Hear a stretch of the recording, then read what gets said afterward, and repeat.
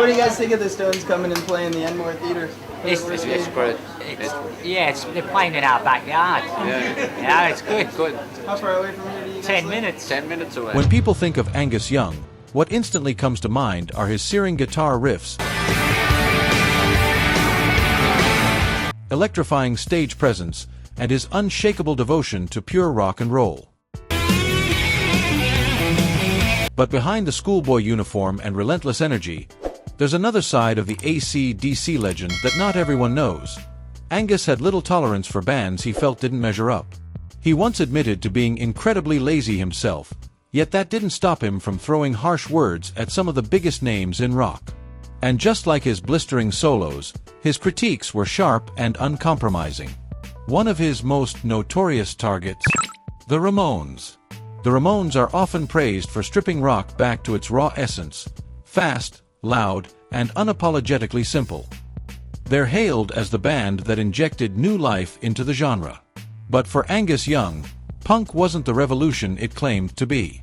In his eyes, what the Ramones and their punk peers were doing wasn't groundbreaking at all, but merely revisiting ground that had already been covered. He pointed to groups like the Small Faces and the Faces, who had already injected rock with grit, attitude, and rawness years earlier. To Angus, punk was less a new movement and more a stripped-down version of rock, reduced to its most basic form without the depth or musicianship that earlier bands had carried. In short, Angus saw punk not as innovation, but as a hollow echo of the past, a noisy facade lacking the skill and substance that true rock and roll demanded. While many celebrated punk for its rebellious energy and stripped-down sound, Angus Young wasn't impressed. His doubts about the genre became especially clear when he spoke about the Ramones. Angus didn't mince words, once saying, "I heard one song and it did nothing for me. It felt like my first band when I was 12, and that was better." To him, the Ramones' music lacked real substance, sounding more like the efforts of a garage band just starting out than the work of seasoned musicians. But Angus's criticism didn't stop with them. It extended to the entire punk movement. He argued that while punk bands thrived on raw attitude, they were missing the kind of technical musicianship that had always defined the greats of rock. "They can do all that. It's easy for someone to get up there and put on a show, but they can't really play," he remarked, dismissing punk simplicity as a shortcut for musicians who lacked real skill. For Angus, rock and roll had always been more than just energy. It demanded precision, talent, and musicianship. Sure, punk had its rebellious spirit, but in his eyes, it lacked the complexity and craftsmanship that made bands like the Small Faces, the Faces, and even AC/DC stand apart. To him, punk wasn't the evolution of rock. It was a step backward, a movement that put rawness above real musical ability. Kiss and AC/DC were two of the biggest names in rock during the 70s and 80s, both dominating the scene with their larger-than-life presence and hard-hitting anthems. Inevitably, the two bands were often compared. Yet despite sharing the spotlight in the same era, Angus Young never had much respect for Kiss. Unlike groups that leaned heavily on theatrics, Angus believed rock and roll should be built on raw energy, tight musicianship, and attitude, not smoke, costumes, or flashy distractions. Throughout his career, he never hid his disdain for acts that valued spectacle over substance, and to him, Kiss was the prime offender. Young openly mocked the band for relying on makeup, fire-breathing, and blood-spitting stunts rather than putting musical depth at the forefront. While fans were drawn to the spectacle, Angus saw those theatrics as a mask for weak songwriting and a lack of real musicianship. In his view, true rock never needed gimmicks. All it required were killer riffs, raw power, and a genuine connection with the crowd. This difference in philosophy set AC/DC apart from Kiss. While Kiss built their brand around spectacle and shock value, AC/DC doubled down on the essentials, stripped-down performances fueled by Angus's electrifying guitar work and sheer energy. For Angus, if a band needed fireworks to keep the crowd entertained, then the music itself wasn't strong enough to stand on its own. That divide became even more apparent when the idea of a joint tour between AC/DC and Kiss came up, and AC/DC stance made it clear exactly where they stood. Gene Simmons, co-founder and bassist of Kiss, later revealed that AC/DC once had the opportunity to join them on tour, but they turned it down. According to Simmons, The decision came down to a clash of philosophies. AC/DC saw Kiss as a band built more on theatrics than on musical credibility, and the Aussies wanted no part of a spectacle that clashed with their stripped-down, no-frills brand of rock. Despite Kiss's massive commercial success, Angus Young never viewed them as equals musically. To him, Kiss embodied a version of rock that leaned too heavily on image and presentation. While millions of fans were captivated by the face paint, fire-breathing, and over-the-top personas, Angus remained unconvinced. In his eyes, true rock bands didn't need costumes or pyrotechnics to own the stage. The music alone should be enough. In the end, both groups cemented their places in rock history, but in very different ways. Kiss became synonymous with theatricality, while AC/DC built their legend on delivering some of the rawest, hardest-hitting rock anthems ever recorded. For Angus, that contrast was everything. Rock and roll wasn't about showbiz spectacle. It was about riffs, power, and authenticity. And Angus's blunt opinions weren't reserved for Kiss alone. His disdain for Deep Purple came from more than just personal taste. It was rooted in a bad experience. At the Sunbury Festival, tensions between AC/DC and Deep Purple's road crew boiled over, leaving Angus with a lasting impression that only deepened his dislike for the band. The story of Angus Young's falling out with Deep Purple has taken on different versions over the years, but one thing is certain: the tension left him with a lasting dislike for the band. Speaking to Guitar World, Young didn't hide his feelings. He made it clear that Deep Purple had never impressed him, recalling the first time he saw them live. He walked into the show expecting a world-class performance from one of rock's most celebrated names. Instead, he walked out disappointed. "I saw Deep Purple live once, and I paid money for it. I thought, geez, this is ridiculous," he remembered, writing off the experience as a letdown. For Angus, their live show felt hollow, built more on theatrics than genuine impact. He saw their grand presentation as nothing more than smoke and mirrors, masking a lack of authenticity. His criticism didn't stop at the stage, either. Musically, he admitted he was never a fan. "I never liked those Deep Purples or those sorts of things. I always hated it." While much of the rock world hailed Deep Purple as pioneers of hard rock and early heavy metal, Young wasn't among their admirers. In fact, he cut them down with one of his harshest remarks, calling them a poor man's Led Zeppelin. To him, Deep Purple simply didn't have the raw spirit that made rock real. Despite Ritchie Blackmore's guitar wizardry and John Lord's legendary organ work, Angus felt the band was too polished, too theatrical, missing the grit and fire that AC/DC lived by. Where Deep Purple often embraced long, elaborate compositions, AC/DC's music was the opposite: sharp, riff-driven, and powered by no-frills, high-voltage energy. For Angus Young, that stripped-down intensity was the true spirit of rock and roll. His criticism of Deep Purple reflected not only his personal distaste, but also a broader pushback against the era's growing trend toward technical showmanship and elaborate experimentation. Bands like Deep Purple, and even Led Zeppelin, were celebrated for their ambitious, often complex approach to hard rock. But Angus was firmly rooted in a different philosophy. Rock didn't need grand structures or endless solos. For him, the blues-based rawness of AC/DC was all that was required.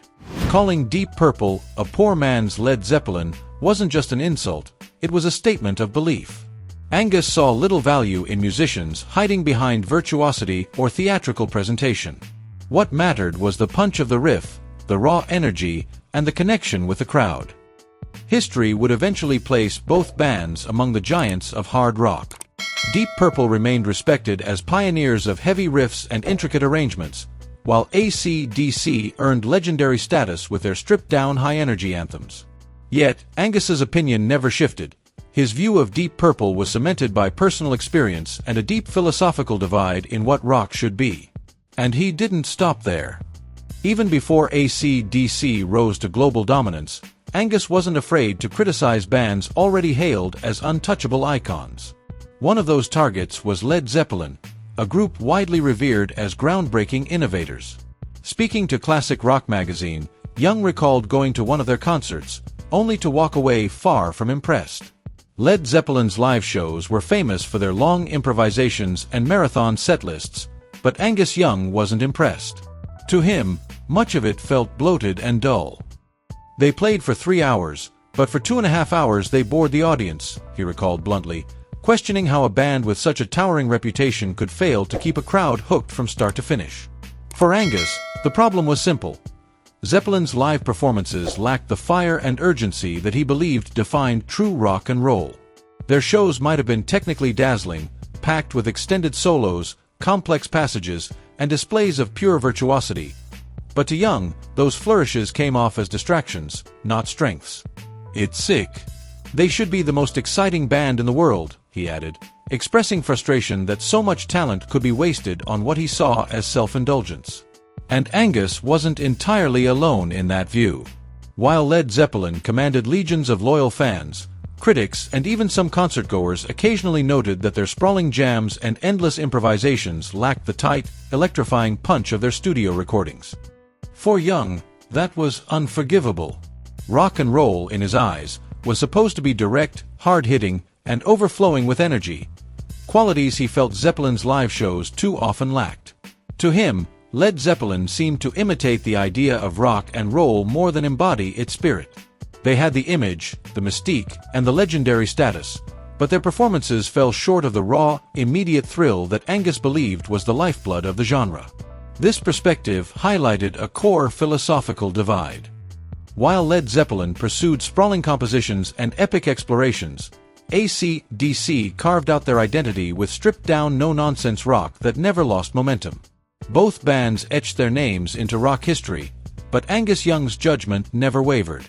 For him, reputation meant nothing if the music didn't ignite the crowd. For Angus Young, the true measure of a great band was simple: proving it on stage night after night, keeping the crowd on their feet with non-stop energy. By that standard, Led Zeppelin didn't pass the test. When it came to AC/DC, their philosophy of rock and roll was clear from the very beginning. Few bands have stayed as fiercely committed to their roots. Throughout decades of changing trends, they never strayed from their raw, high-voltage sound. No compromises, no chasing fads, just straight-up rock. That unwavering loyalty to their identity made AC/DC one of the most respected and enduring bands in history.